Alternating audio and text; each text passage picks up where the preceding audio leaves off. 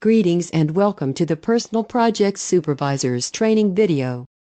In this video, we will explore how to assess personal project reports, which should help supervisors guide students through the process. Then, you will be able to score 2 sample reports on your own.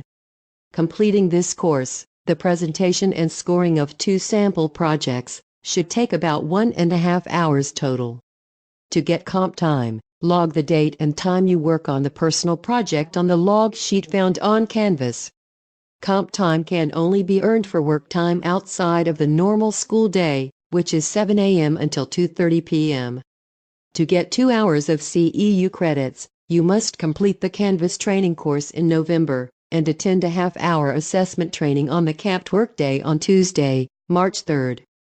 Thank you for being a supervisor, and, please, enjoy this presentation.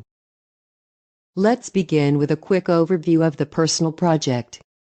The project is an individual, inquiry-based project students complete on a topic of deep personal interest.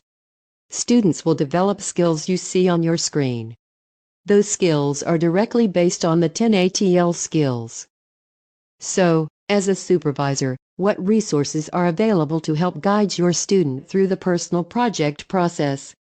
First, the Personal Project Handbook is accessible on Canvas along with other helpful resources under the Personal Project General Resources module.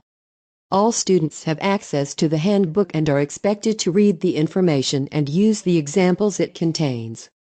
Second, there are 2 sample project reports for you to score on Canvas. The 2 sample project reports are directly from IB and can help you determine how to accurately score project reports. Third, you have access to the IB Personal Project Scoring rubric under the Personal Project General Resources module in Canvas. Students also have access to this rubric as they write their reports, so they should know exactly what is expected in the report.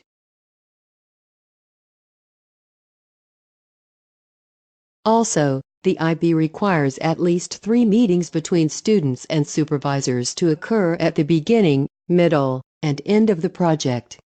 Our first meeting opportunity was the mixer meeting on Thursday, September 19th after school. If you met with your student outside of normal school hours for their first meeting, please record it on the supervisor log sheet for comp time. During the year and at these meetings, please offer feedback to students to help guide them and increase the rigor of their project. Remember, this is a student-driven project. The responsibility lies with them to complete the necessary components of the project.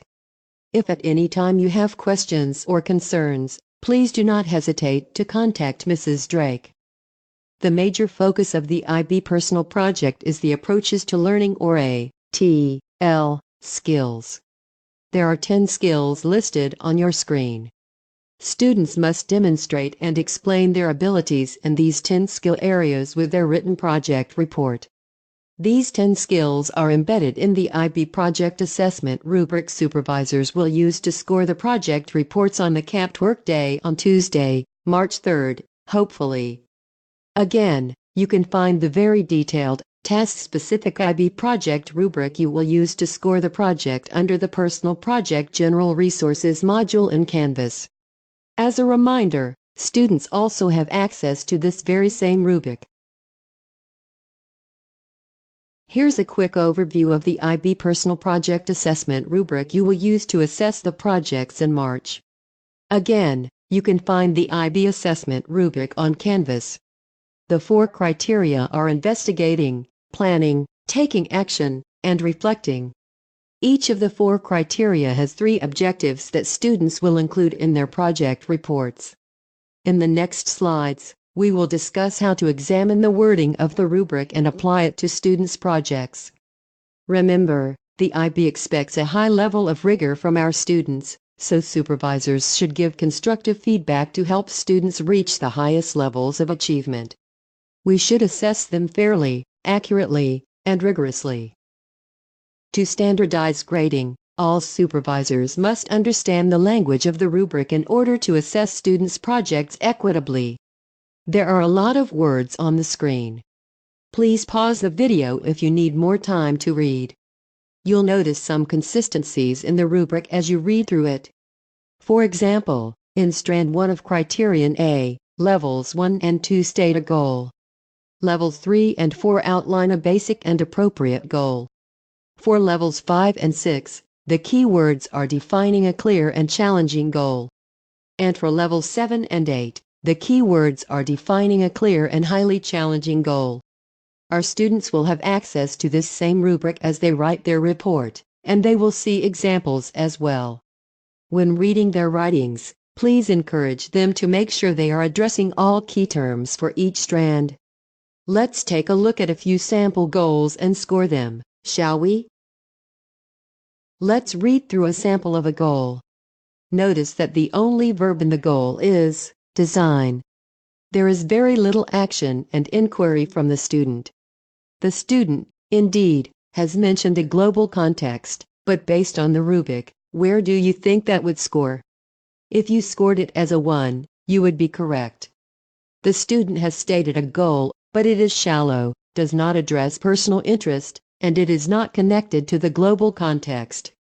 Let's try another. Here's a second sample. Notice there are 2 verbs here in this goal: research and design. While the student states he or she has a strong interest in fashion, the student does not explain why. The student states he or she has never tried designing clothes, so there is a challenge there. The global context is related but basic. Where do you think this would score? It would fit at the 4 level. The goal is outlined, but it is not detailed. I would ask this student, what kinds of fashion trends? Also, I would ask, how many clothes will you design? What will you do with them? This student also does not explain the personal interest. While the global context is relevant, there is not much detail. How about let's try one more sample?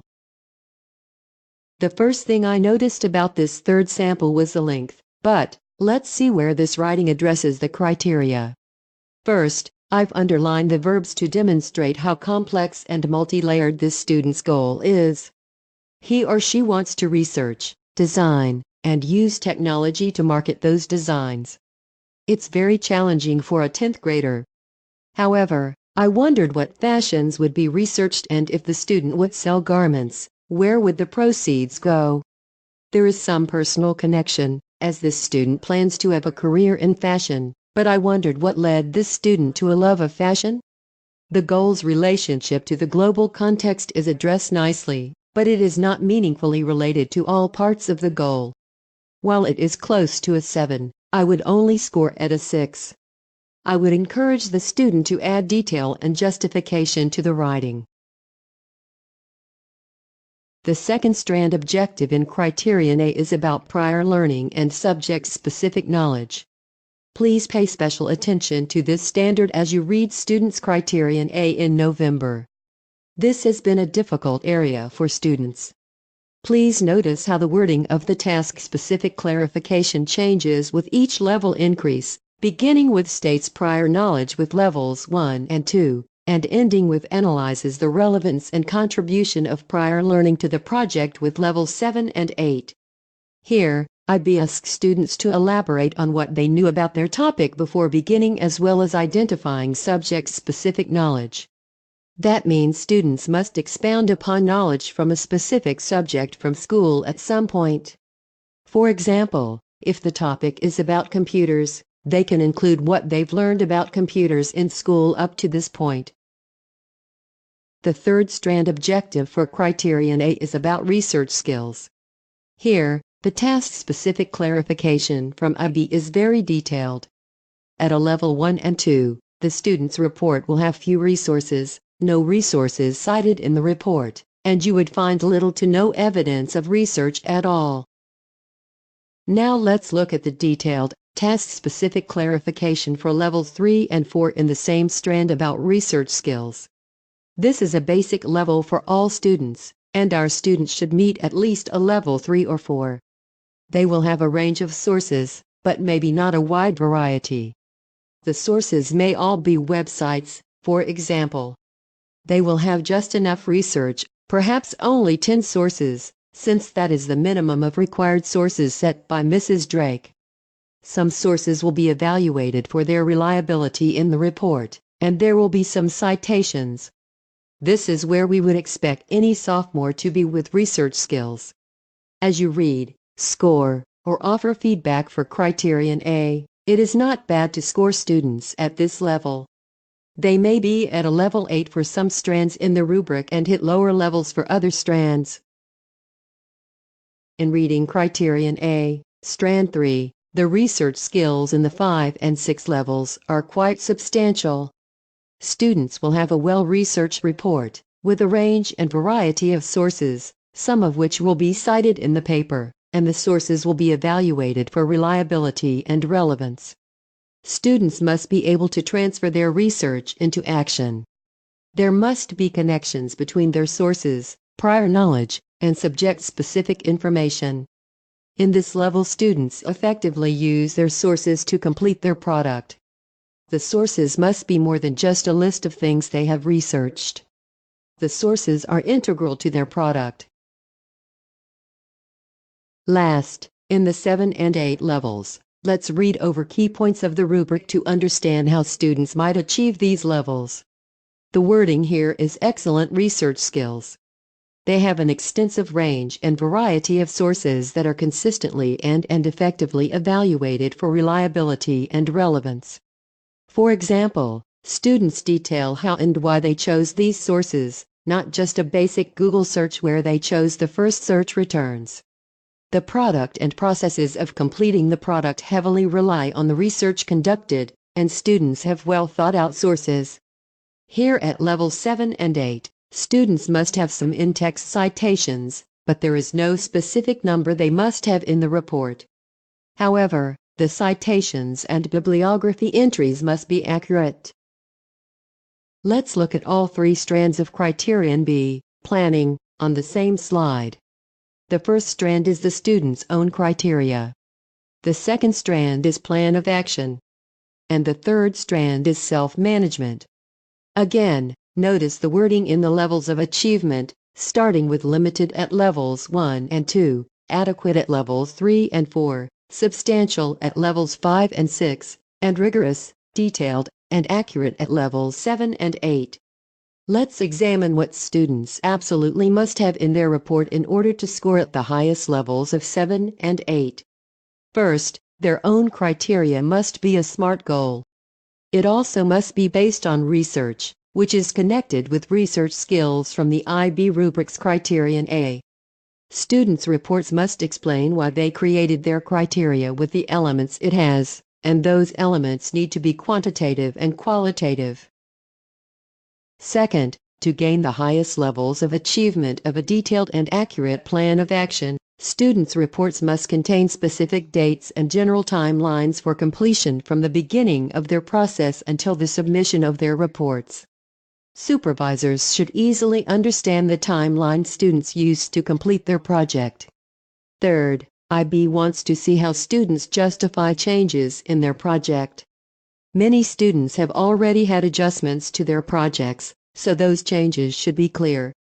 Those changes should also be justified, meaning that students should explain why they changed any parts of their project, and that rationale should be clear and also based on research and time management. Finally, for students to demonstrate excellent self-management skills, they should be able to recognize and justify their strengths and limitations. The project is viewed by students as a positive, engaging experience that provides the opportunity for further learning experiences. Self-management not only includes managing time, but it also includes managing the use of technology, organizing resources, and bouncing back from challenges. Here's a sample criteria from a student who did quite well. Please pause the video if you need more time to read. His project topic was building a rocket. The criteria is clearly defined and resulted in a high-quality product. There is evidence that it is based on research, and it has qualitative and quantitative elements. In places where he notes that he cannot test a specific element of his rubric, he justified why in his report. Students may choose to use any type of criteria for their project, including one like this with a series of questions. They may also use something akin to a rubric or even just have a list of elements they will include in their product. Now let's investigate the 3 strands of Criterion C, taking action. The first strand addresses the product, goal, global context, and criteria all as one. Again, notice the bold words and the different levels, going from limited to excellent in description. To achieve a high-quality product and highly successful outcome, the goal from Criterion A should have been explained clearly and have multiple verbs to clarify exactly all of the steps the student completes in the product. For example, the student might research, design, create, and publish a work of art. The report should contain analysis and evaluation of how the goal was achieved. Also, the student must connect the product to the global context and be directly related to the criteria. The student must address the product, goal, global context, and criteria. If one or more component is missing, it cannot meet the highest levels. The third strand of Criterion C addresses social and communication skills. Again, here we have on the screen a list of possible ways for students to provide evidence in order to meet the highest levels of achievement at a level 7 or 8. While each student's project will have differing amounts of communication and/or involvement with others, it is important to assess the ongoing and relevant communication and the modes of communication. Students must demonstrate an understanding of perspective, interpretation, and empathy in his or her communication strategies. Also, students must have followed the format requirements for their report correctly. A list of those requirements will be included with their project submission and when supervisors assess them in March. The last criterion is D, reflecting. The first strand objective requires students to evaluate their product based on the criteria they've created. On the screen, please note yet again the word descriptors for each level, from outlines in 1 and 2 to analyses in 7 and 8. To achieve the highest levels, students must elaborate and analyze the quality of their product against all stated criteria.